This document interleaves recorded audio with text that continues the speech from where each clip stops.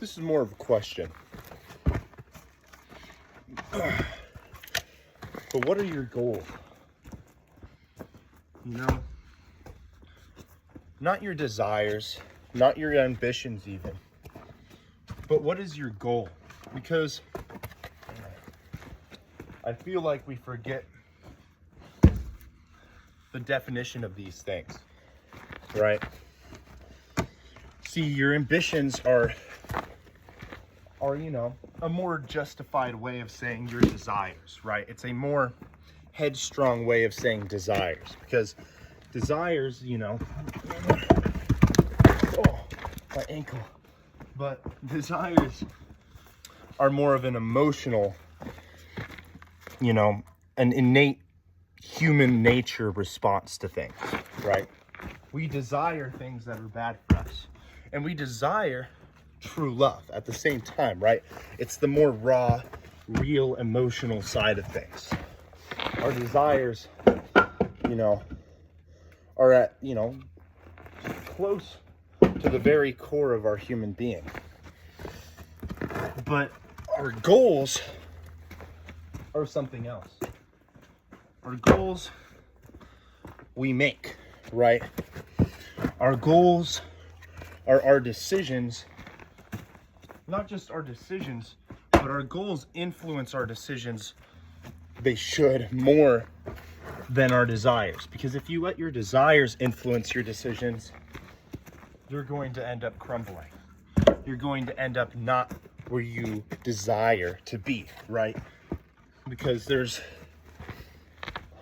deep desires, there's sinful desires, and there's also, spontaneous desires, right? But on to goals. What are your goals? Okay? This is more important than what I've been thinking of on goals. What do you think goals are? Right? What do goals look like in your life? Are they based in time? Oh, I want to be at this point in my life in 5 years. Those are timely goals. Those are structured, planned goals. But what is your goal?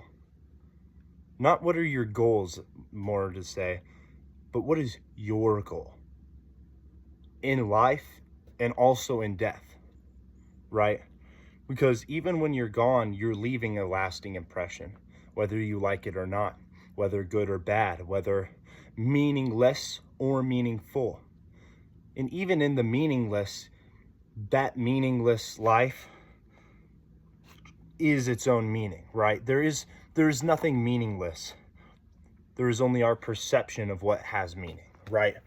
Because this world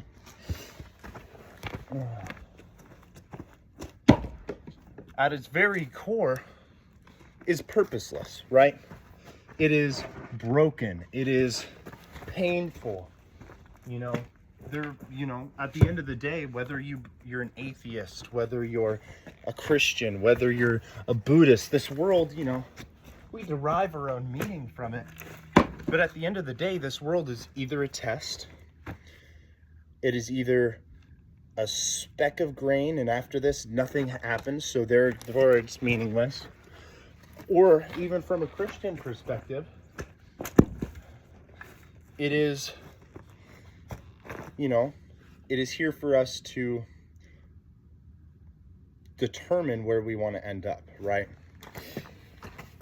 And I'm getting a little off topic here, but I think that's what happens to us a lot in life, is we get off topic.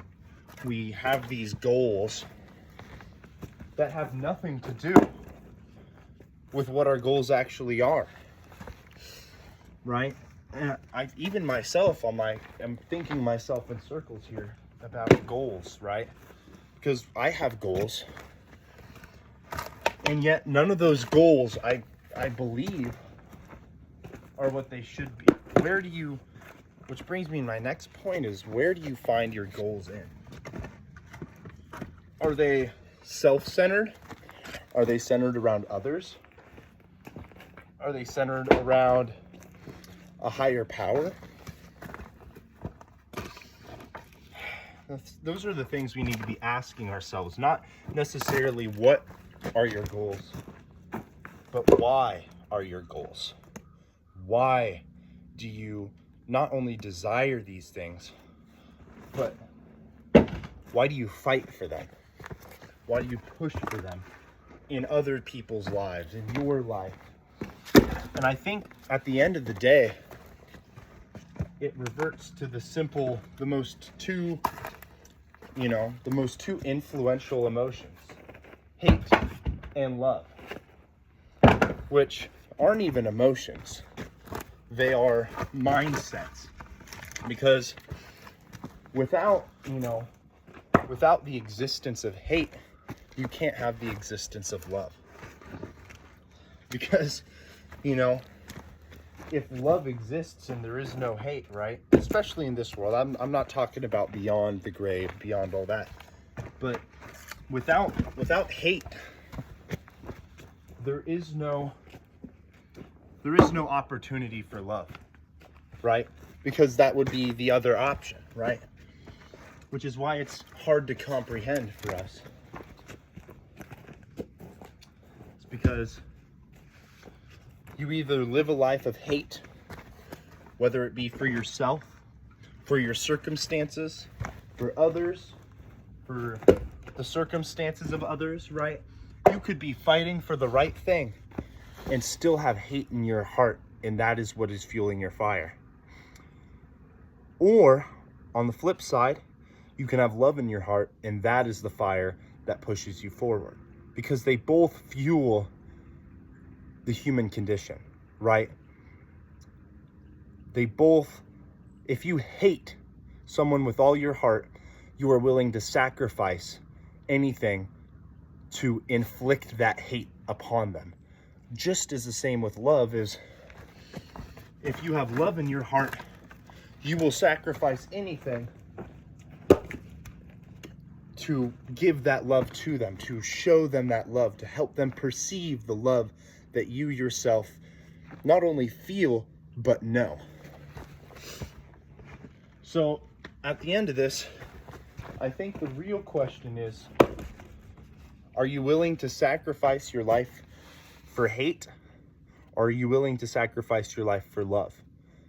And obviously it's not as simple as that.